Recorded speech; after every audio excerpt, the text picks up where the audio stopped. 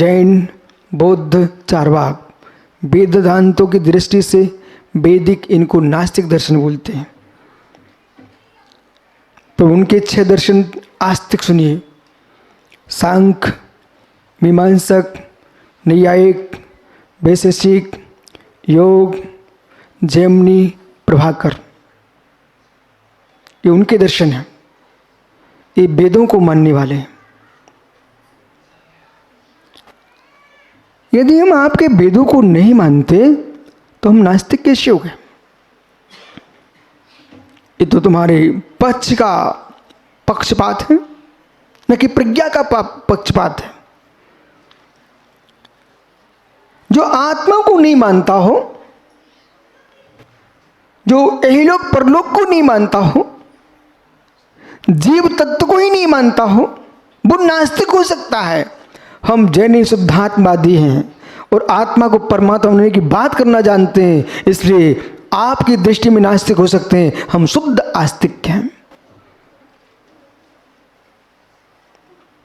जो नहीं मानते आत्मा को, उनसे मिलिए आप, नास्तिक कौन है? यावत् जीवम सुखम जीवेत ऋणम कृत्वा घृतम पीवेत भस्मीभूतस्य देहस्य पुनर्गम कुतः। वो हो सकते नास्तिक। लेकिन वकील साहब बोले फिर ज्ञानी, हमने मित्र सुनिए, घर में वस्तु का होना स्वाद आना नहीं है। घर में वस्तु का होना स्वाद आना नहीं है, स्वादिष्ट बनाना आना चाहिए। गोमटेश भाई रुपेश से बोल देना कि यहाँ से कुछ सामग्री ले जाना अपने औरंगाबाद, अपनी धर्म पत्नी को दे देना और कहना बोले नादनी जैसी खीर बनाइए, अच्छी खीर खिला देना आज इसको। तो गेहूं तो लेके जा सकते हैं, दूध भी लेके जा सकते हैं, परंतु बनाने वाला तो अलग ही होगा। सुसंवेदन सुव्यक्तस्थ तनुमातो नृत्य अत्यंत सुखभान आत्मा लोकालोक विकुना। श्लोक क्रमांक 21 इष्टोपदेश। ये श्लोक कह रहा है सुसंवेदन तनुमात्र, आत्मा संवेद्य है। नैयायिक दर्शन आत्मा को पर संवेदी मानता है। जैन दर्शन आत्मा को त्रिकालिक सुपर संवेदी मानता है, संवेद्य।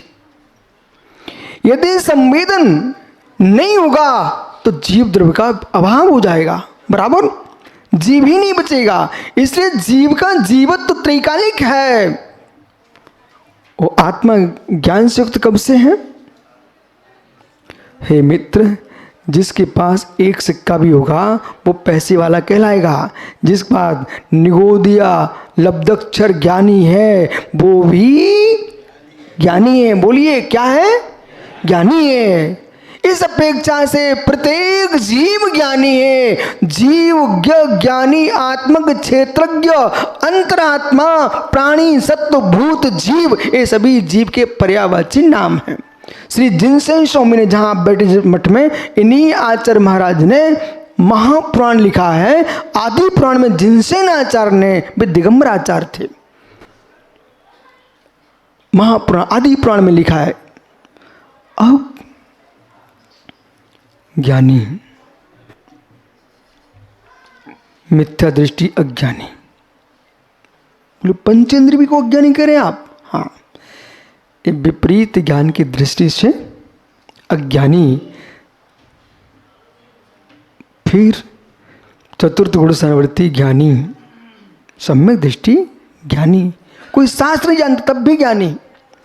इसके बाद जो शास्त्र ज्ञाता ज्ञानी, जो शास्त्र नहीं जानता अज्ञानी। फिर मित्र देश संयमी ज्ञानी, अवर्ती अज्ञानी। अब देशवर्ती अज्ञानी, महावर्ती ज्ञानी। महावर्त अपेक्षा प्रमत्त गुणस्थानवर्ती अज्ञानी, सप्तम गुणस्थान में जीव ज्ञानी। फिर श्रेणी की ओर चढ़ने वाला जीव ज्ञानी, नीचे के अज्ञानी, और 12वें गुरुस्थान के मुराज ज्ञानी, उसके नीचे के अज्ञानी। हे मित्र, केवली अरहंत देव ज्ञानी, बाकी सभी अज्ञानी, छतमस्त की अपेक्षा से अज्ञानी। तो हमने ऐसा उनको समझाया कि ऐसा लिखो ना तो समझ में आएगा, लेकिन जीव को अज्ञानी किसी भी अवस्था में तुम कह करके जीव द्रव्य का विनाश मत कर देना। सामान्य कथन प्रत्येक जीव ज्ञानी बराबर। अब उपयोग लक्षण तो भैया समझ में आ रहा ना आपको। अब 1 इंद्रिय, 2 इंद्रिय, 3 इंद्रिय, 4 इंद्रिय, 5 इंद्रिय जीव है, इन्हें कौन उत्पन्न करता है? मित्र, सबसे पहले तो जैन दर्शन है, ये पर को करता मानता नहीं और पर का करता बनता नहीं। इस सिद्धांत को जो जानता है वो कभी रो नहीं सकता। पर को करता मानता नहीं और पर का करता बनता नहीं, उसका नाम जैन तत्व ज्ञान है। मैं प्रवचन कर रहा हूं, आप सुन रहे हो, मैं बोलने का ही करता हूं, तुम्हारे सुनने का करता नहीं हूं। मैं अपनी प्रज्ञा से व्याख्यान कर रहा हूं, आप अपनी प्रज्ञा समझ रहे हो, मुझे ज्ञान इस बात का है। यदि आप यहां नाचने भी लगो ना, तब मैं एक बार कहूंगा भाई रुपेश अच्छे से बैठ जा ना, दोबारा नहीं बोलूंगा।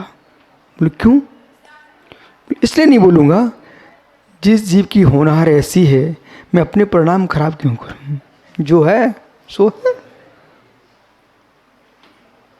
क्योंकि उपदेश देना गौण वृत्ति है, उपदेश में रहना प्रधान वृत्ति है। मैं मुनि, आचार्य महाराज ने सब भार दे दिए हैं, इसलिए तुम्हारे साथ हैं, पर मैं मुनि अपने लिए बना हूँ, अपने लिए बना हूँ। अपना काम हो जाए फिर दूसरे काम करना चाहिए, अपना काम छोड़ करके दूसरे काम नहीं करना चाहिए। आप मुझे स्वार्थी बोलोगे ना, यदि ऐसा आपने कहा तो तुम अज्ञानी। अरे अपना काम करना चाहिए फिर दूसरे को देखना चाहिए। आदम कादव्यम, ये सकति परदम च कादव्यम, दोनों भी आदम परदम्बा सुष्टु आदम कादव्यम। आत्मित करना चाहिए, सामर्थ्य परहित भी करना चाहिए, पर आत्मित परहित में श्रेष्ठ आत्मित ही है।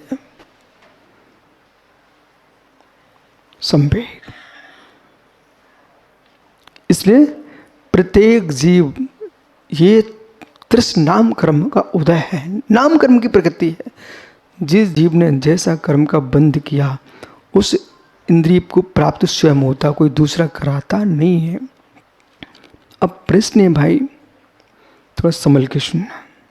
रुपेश, आपके बगल में जो भैया बैठे हुए हैं, माना कि सेंटर लगा के आए, माना कि, पर आप नहीं लगाए। एक बार सहज सुगंध आई और पुनः आपने खींच के ली है, सेंट उनका है, तो भोगी वही कहलाएंगे, आप भी होंगे। वकील साहब, हे मित्र, दिगंबर जैन मुनि का बनना कोई बच्चों का खेल तमाशा नहीं है। कपड़े उतारने के बाद बने रहना। यदि कोई के शरीर से सेंटी गंध आ रही है, लंबी सांस लो, बोले महाराज जी एक बार हार लेते हैं, ये तो दुनिया को पता है। बोले कुछ नहीं लिया, ये सब पता है, आपने उनको जितेंद्रीय घोषित कर दिया है। अभी ठहरिए, जिस बगीचे से निकल रहे थे वो श्वास लंबी खिंच गई, घ्राण इंद्रिय का भोग हो चुका है, तुमको पता नहीं चला।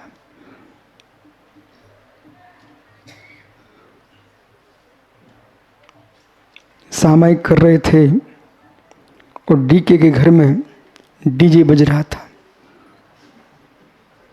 वे कान में शब्द पड़ गए महाराज के और लगा लिए, सुन रहे क्या हो रहा। मित्र, कर्ण इंद्रिय का विषय भोग लिया है, जित इंद्रिय कहाँ बने। वकील साहब मुराज बन गए। मन में भाव आ गया, मैं जिस परंपरा में दीक्षित हूँ उसकी ख्याति फैलाऊंगा। मेरे फोटो तस्वीर सब जगह लगना चाहिए। दिन भर वही ठुकवाते रहते कीले। मित्र, विश्यासा बसाते तो ये आसान नहीं है क्या? ये आसान नहीं है क्या? तुम हर मंदिर में ठोको कीलें, ये आसान नहीं है क्या? अभी जैन मुनि बनने के लिए आपको अलग से अध्ययन करना पड़ेगा। बनने के लिए कहीं बन के आ जाओगे, बने रहो, इसलिए आप मेरे से मिलो, कैसे बने के रह पाओगे? हमारे डीके को आप बना दो मुनिराज, वो तो बेचारे ऐसे ही परेशान रहेगा, बोले कहाँ तस्वीर लगना हमारी। हे मित्र, ज्ञानी बनना है सर, ज्ञानी बनना है तो निर्विकल्प रह के रहना पड़ेगा, वो निर्लिप्त रहना पड़ेगा। ज्ञान को जैन दर्शन है, वो आडंबर नहीं चाहता। प्रपंच रहितम ज्ञानम, प्रपंच रहितम शास्त्रम, प्रपंच रहितम गुरु, प्रपंच रहितम मोक्षो दृश्यते जिन शासने।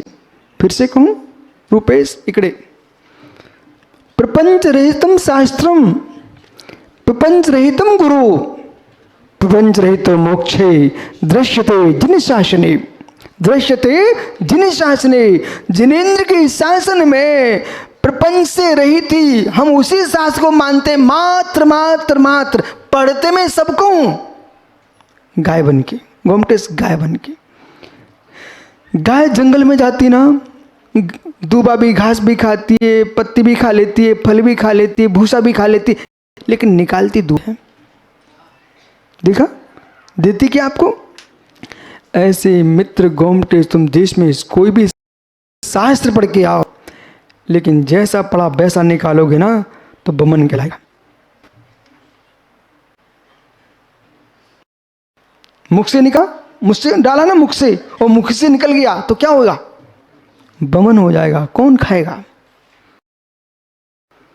गाय मुख से भरती है और थन से निकालती है, उसका नाम दूध होता है। ऐसे ही साधक पुरुष आंखों से भरे ज्ञान प्राप्त करें अंदर में, वो अंदर जाकर के जुगाली कर करके फिर जिनवाणी मात निकालें, गोबर ना निकालें। जो परंपरा में, संतों में, पंतों में गंदगी फैला रहे हैं, वे गोबर निकाल रहे हैं। जो मात शुद्ध तत्व कर रहे हैं, माँ जिनमानी गौ का दूध दे रहे हैं। हो। हे मित्र, संवेग हो गया, संवेग। तो आर्जव एक एक वक्ता में संवेद देख रहा हूं, क्योंकि मेरी आंख तो यही देख रही है कि तुम्हें जैनत्व के प्रति बहुमान न होता तो तुम डॉक्टर्स तो मित्र फिल्म पर भी कर सकते थे। मुझे मालूम है सब पे हो जाती डॉक्टर्स, क्यों भाई सर? फिल्म पर भी कर सकता है, लेकिन उसने जिन शासन पे की। तो बेटा अपनी थीसिस में ये 3 बातें जोड़ देना। अरिहंत भट्टारक, आचार्य भट्टारक, अरिहंत भट्टारक, सर्वज्ञ भट्टारक, आचार्य भट्टारक। और काल दोष से जब मुनि काल आया, मुनिराज विहार नहीं कर पा रहे थे, तब उन्होंने एक धर्म की रक्षा के लिए वस्त्रों को स्वीकार किया है। कोई अलग से बीतराग जिन शासन में मूल परंपरा में कहीं भट्टारक शब्द का, वस्त्रधारी का प्रयोग नहीं है, भट्टारक शब्द का प्रयोग है। ये भी ध्यान रखना। भट्टारक कहाँ से? तीर्थंकर भट्टारक। कोई ये भूल मत कर लेना कि जिन आगम में भट्टारक शब्द ही नहीं है, ये भूल कर मत देना, तुम पकड़े जाओगे। जिन आगम में भट्टारक शब्द तो है, परंतु जो वर्तमान में भट्टारक जी हैं उनकी व्याख्या नहीं है। वो नृगंत मुनि को ही भट्टारक कहा जाता था। लेकिन देश काल के कारण जो हमारे कपड़े पहने जिन्होंने, और लोग तंत्र मंत्र करने लगे, सब मठाधीश होने लग गए, तब जैन दर्शन में मठ की आवश्यकता पड़ गई। ये आवश्यकता ने आविष्कार कराया है, लेकिन वे भले कपड़े स्वयं धारण किए थे, लेकिन हमारे सिद्धांतों को उन्होंने कपड़ों में नहीं लपेटा। ये उपकार स्वीकार करो उनका, बराबर ये उपकार स्वीकार करो। किस बात का? क्योंकि हमारे मूल आगमों को उन्हें हस्तक्षेप नहीं किया। फिर मध्यकाल में उन्होंने बहुत सारे ग्रंथों का सृजन किया। तमिल में किया, मराठी में किया, कन्नड़ में किया, हिंदी में किया, राजस्थानी में किया, अपभ्रंश में किया, संस्कृत में किया, प्राकृत में किया।